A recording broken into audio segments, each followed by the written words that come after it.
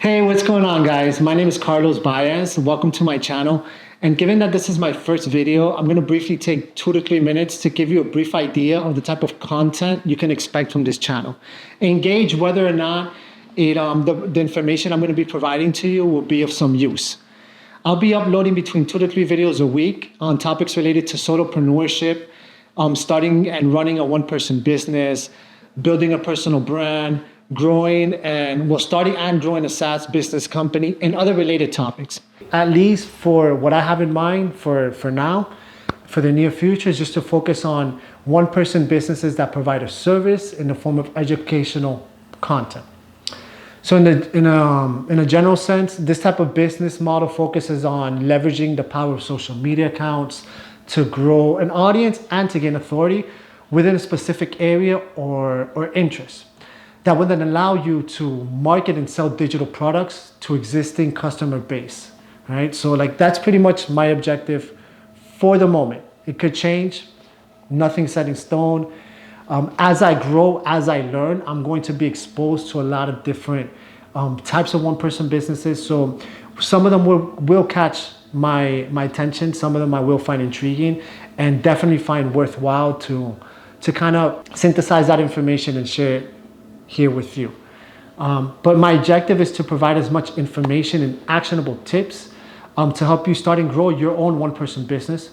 So if this seems like something that you might be interested in learning, pursuing, follow the channel, stay engaged, but most importantly, take the tips and information I'm giving you and take action. I want to provide as much as I can, useful information, but use information that's actionable, information that you can take, implement, and see some sort of result from this. Okay, so today I'm gonna dive right into the topic of how do you choose the right business idea for your one-person business, right? Which is something that kind of, in most cases, holds us back, right? There's always a moment where we want to start a business, we're kind of hyped, but we really don't know what to start. And in that phase, there's a lot of paralysis by analysis, right? Because there's just so much information out there, so many opportunities. It's kind of like Netflix, right? It's like you turn on Netflix, you have so many options of movies you can watch, and sometimes you're just stuck there for like half an hour, and you don't know what to choose. So, because you have so many options. So that's kind of the process a lot of people go through. I've started and left, and I've tried a lot of different business models and different types of products more than anything, a few services, but I know I've gone through that, right? Like what should I do? What should I focus my attention on? What should I take out the time to learn to actually see if I can make this product or service or skill set somewhat profitable? That's like one of the main things.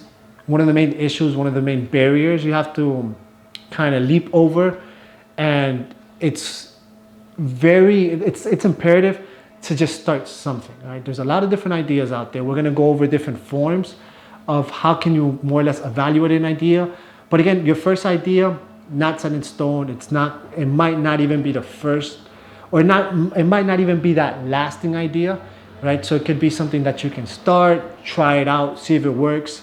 And if it doesn't, at least you know it doesn't work. So I think knowing that something does not work has a lot of value within itself, because not only do you go through the learning process, which helps you a lot. So it helps you as far as your confidence, your self-esteem, but it also helps you in a very pragmatic way where no matter what service or product you're offering, once you go into business, you're gonna have to start learning a lot of different aspects and a lot of different skills that are general skills that can be used and implemented in any type of business.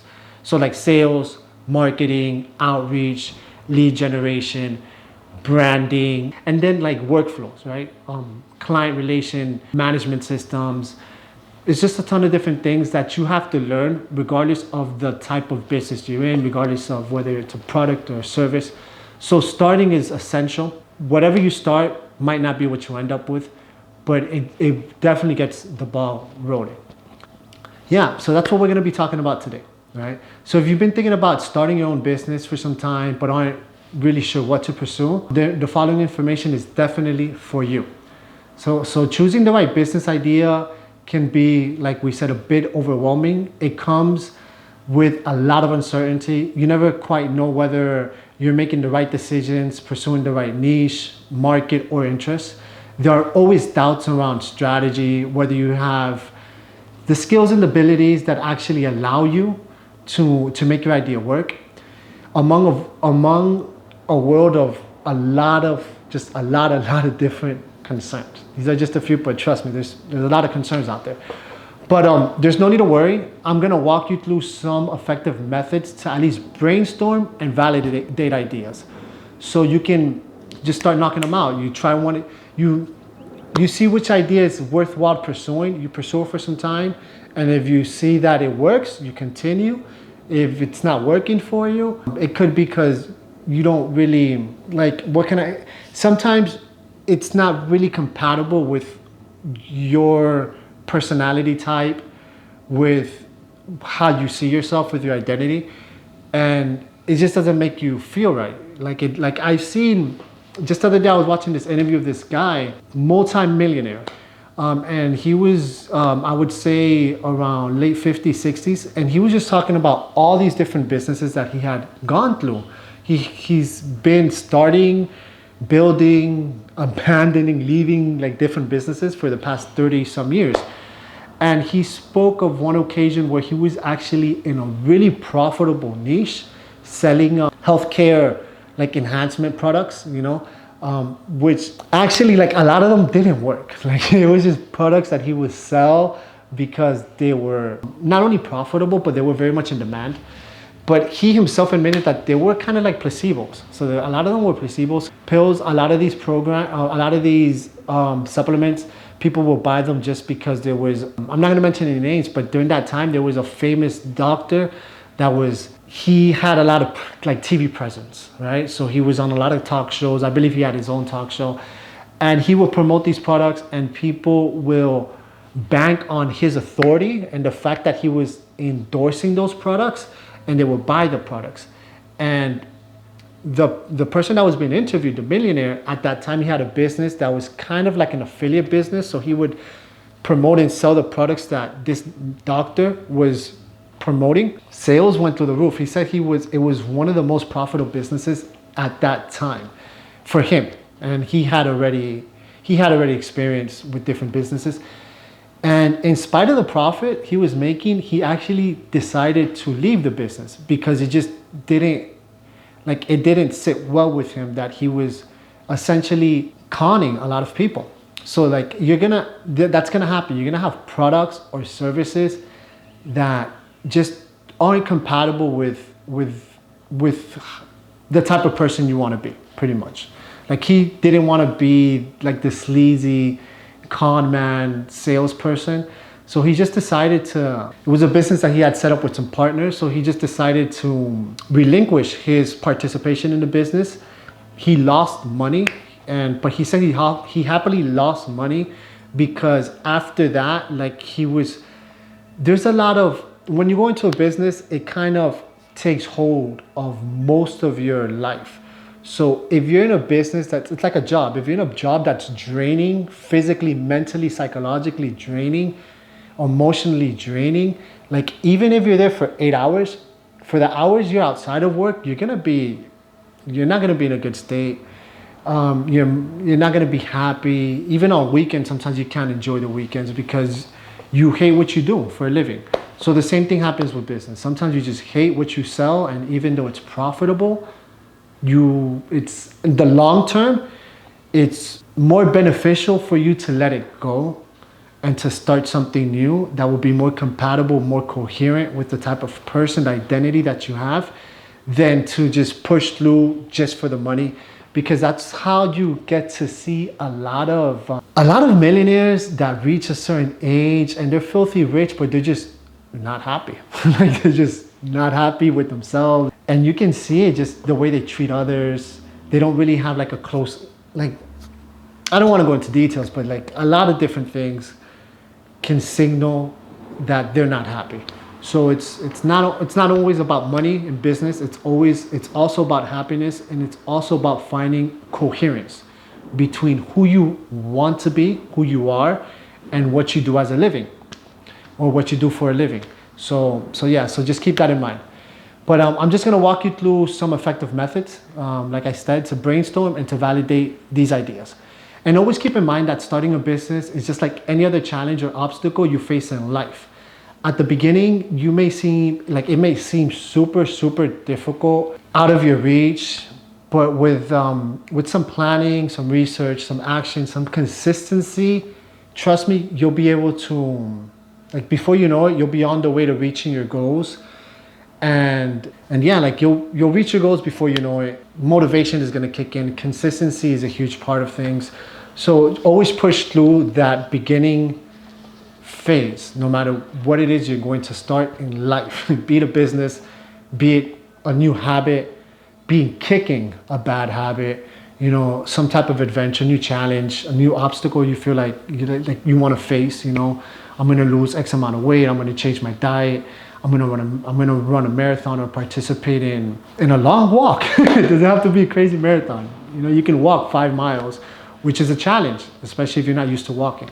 So I'm going to enroll in a new program. I'm going to start university. I'm going to try to enroll in honors classes this year, and just any type of challenge, physical, mental, academic, spiritual. I'm going to take up meditation, stretching, yoga.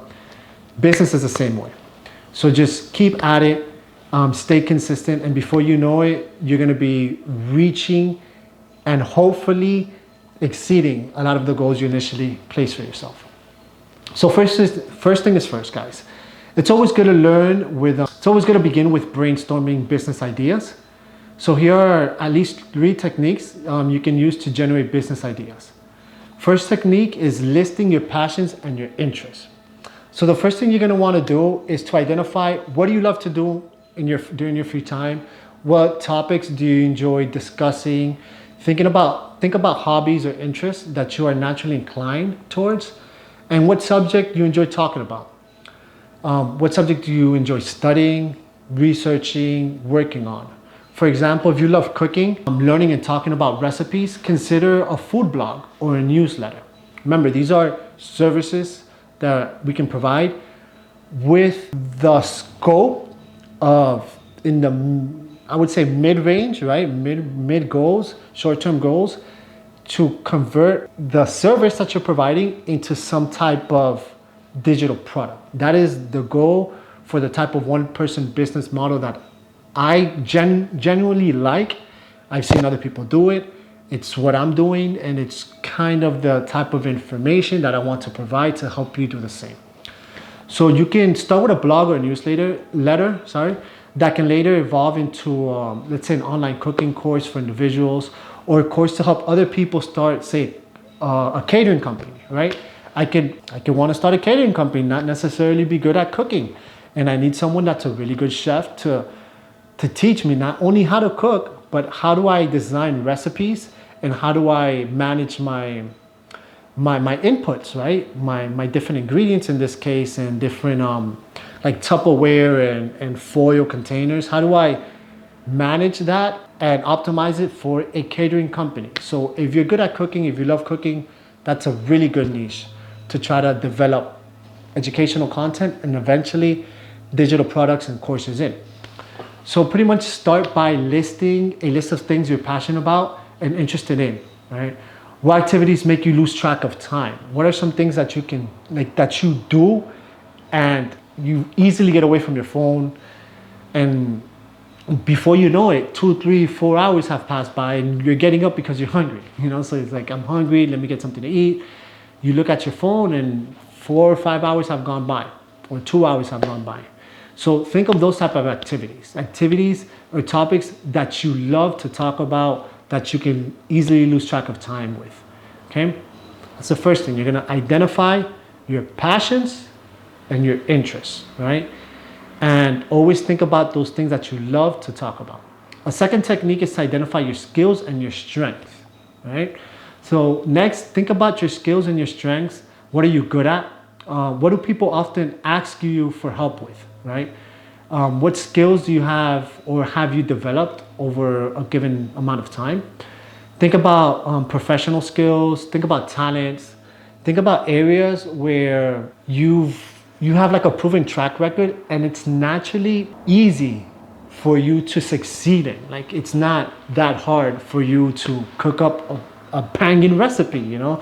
Like there's people that don't necessarily see themselves as cooks or chefs, but come Christmas time around, they make the best pies. And they're like, oh no, it's easy for me, you know?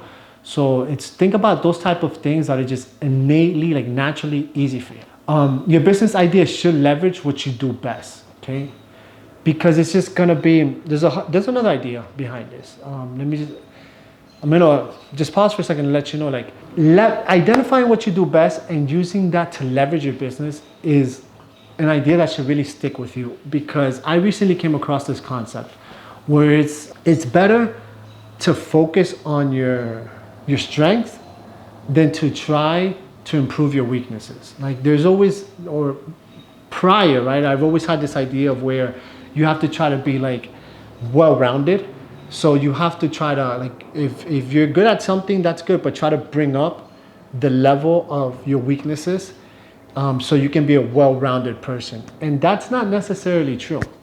Like it's good to go all in on what you're really good at.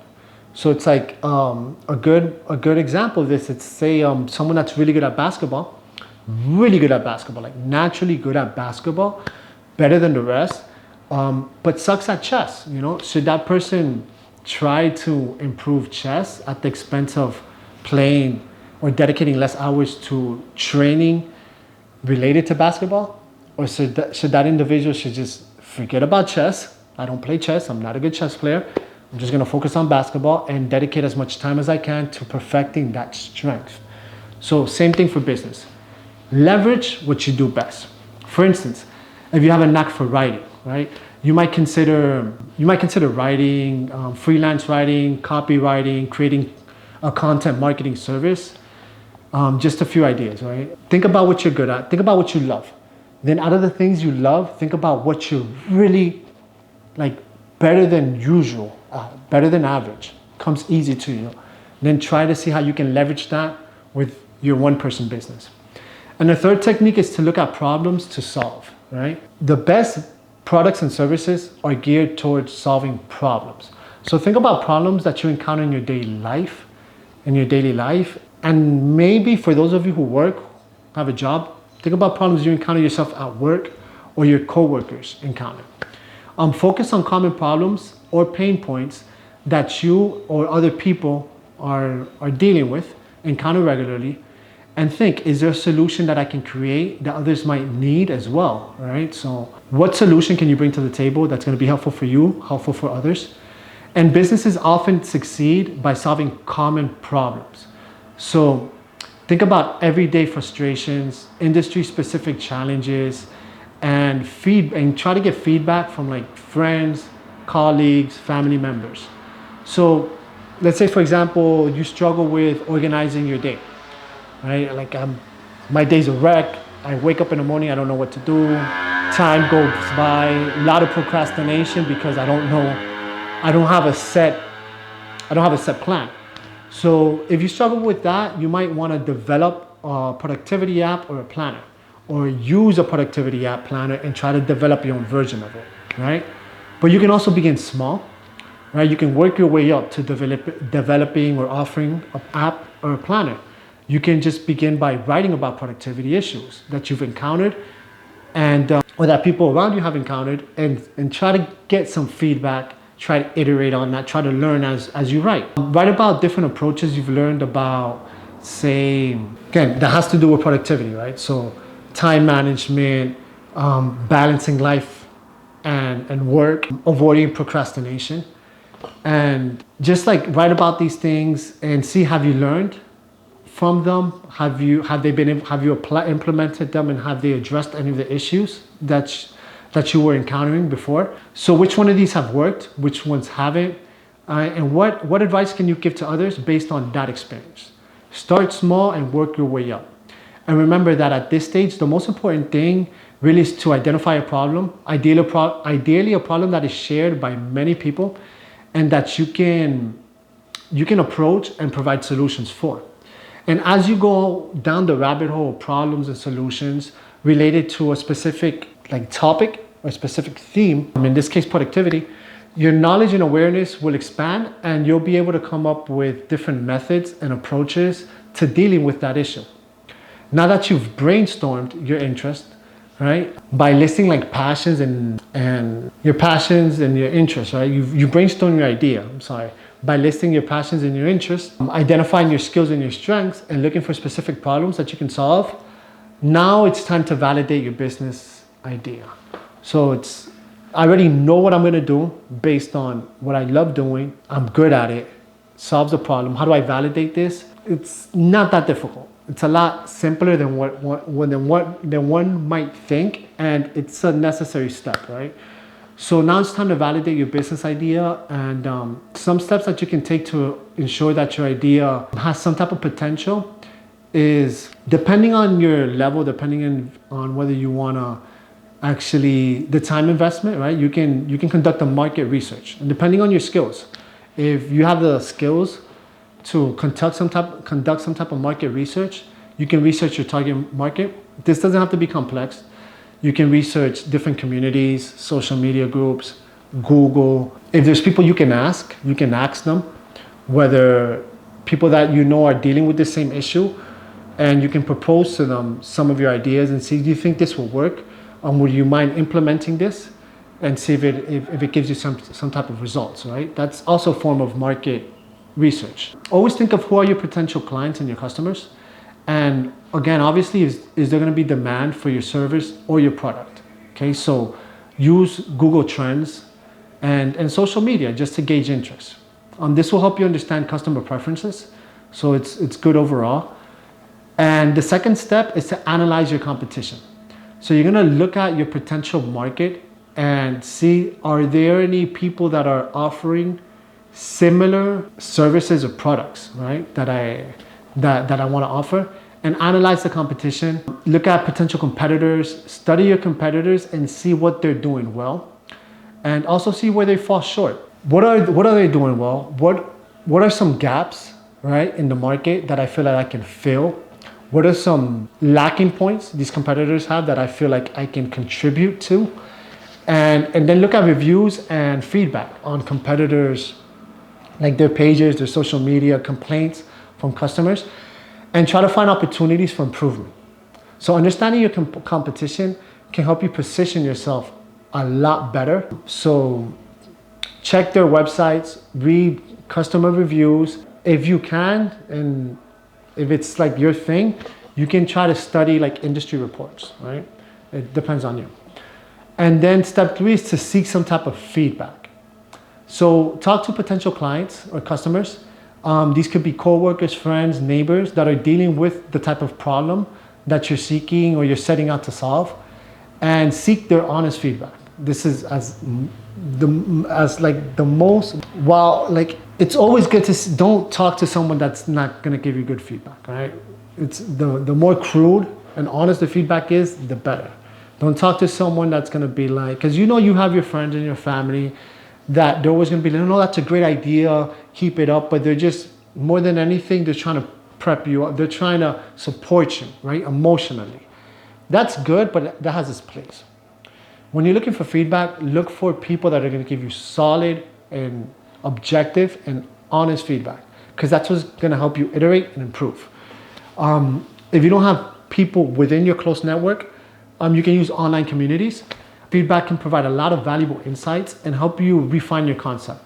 So platforms like Reddit, Facebook groups are really good for this.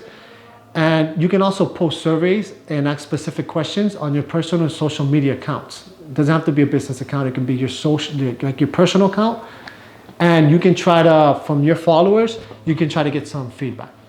And then the fourth thing you're going to want to do to validate this idea is to create what's called an MVP, which is a minimal viable product.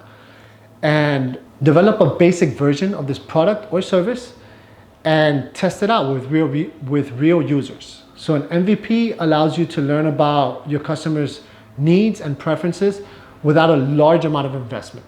For example, if you're developing a new app that's a bit more higher level, but let's say you were, create a simple prototype and invite a small group to test it. Same goes for a course, right? Create not all the lessons, create a few lessons, or not all lessons have to go as in depth as you plan to go in the future, but just a basic version of the course, and create a first iteration of this course and have friends, family members, and coworkers try it out and see what they think.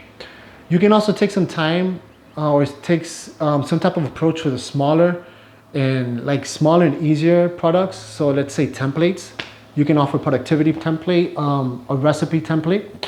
And now that you have your idea, now that you have your MVP, and now that it's validated, it's always a good idea to make sure that again, going back to what we initially said, make sure that this endeavor is going to align with your personal strengths and interests, which it should, just because of the process that we've gone through of selecting an idea. But most importantly, make sure it aligns with your core values. It aligns with who you are, your personality type, your identity, okay? So that's very, very, very important. So yeah, that's the first thing you're gonna wanna do to make sure it reflects, the product reflects your values and your goals. So just always think about your one-person business as an extension of yourself. You're pretty much doing what you love to do and finding a way to first help people, right? So they say if you help people, you're monetizing whatever it is that you're selling will be a byproduct. So make sure it aligns with who you are, make sure it helps people, and of course, make sure you position it in a way where you can make some type of money out of it. So yeah, guys, that's pretty much it. Like that's what I have for today. Like that's how you can at least get that first idea out, first iteration. Doesn't have to be the best idea. Doesn't have to be the lasting idea. It just has to be an idea that aligns with your goals. It's going to help you get into the flow, get into the motion, and start building that identity of solopreneurship. Of I'm a solopreneur, I'm a one-person business. And yeah, let me know in the comments what ideas you have. Let me know once you started them. Let me know the feedback, the results you're getting, how you're feeling. Like, let me know really how you're feeling emotionally. Like, do you feel like a different person once you've done this? Once you've gone through this initial phase? And yeah, best of luck to you guys. Let me know if you have any questions, anything else I can, at least at this beginning stage, any more information I can provide. And best of luck to you. Let me know how it's going. And just, again, starting a business is like any other challenge. So just go for it and learn along the way. So yeah, I hope you guys enjoyed it, and I'll see you guys next time.